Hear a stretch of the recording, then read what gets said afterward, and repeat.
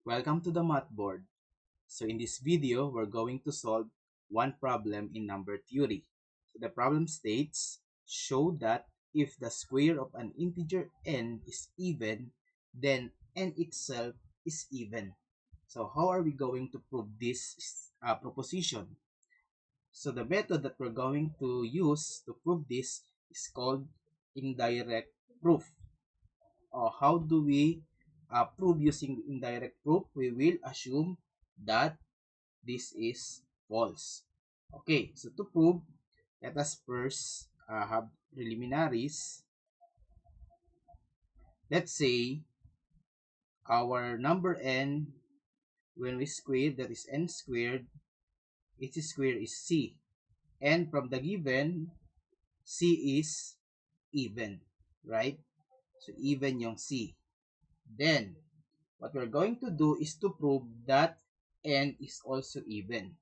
By indirect proof, we're going to suppose or to assume that that is false.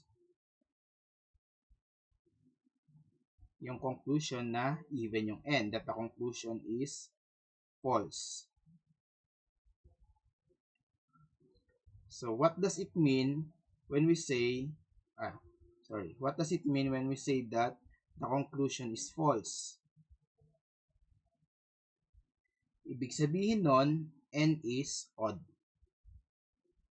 Ang ibig sabihin, n is odd. So,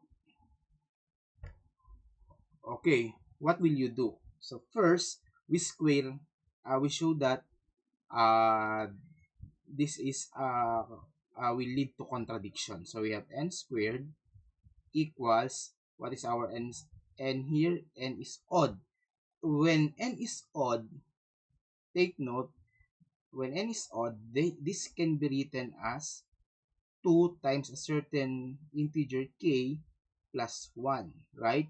Because we know that all odd integers can be written this form. Let's say 5, so that is 2 times 2 plus 1. Let's say 11, that's 2 times 5 plus 1. So n squared can be written this form, 2k plus 1 squared. Then square of binomial, 2k squared, 2k times 2k, 4k squared. Then twice the product, 2k times 1, 2k, then times 2, 4k. Then 1 squared, 1. Okay. Then you see that the first two terms are both divisible by 2. So we factor out 2.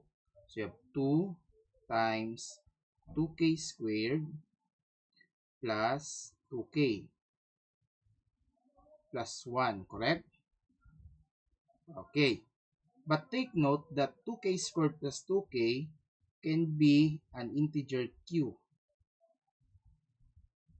where q is any integer, Okay. So we replace 2k squared plus 2k by q, which becomes 2q plus 1. And you see that 2q plus 1 follows the form 2k plus 1, which is not c, not an even integer c. So therefore, this leads to the contradiction, right? So the assumption is false. Okay? And this means that therefore the conclusion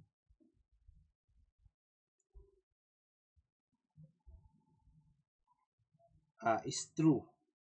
What is the conclusion? When we have a square integer, then a number being squared is also uneven. A square integer, a square even integer, then a number being squared is also even. Because this leads to contradiction.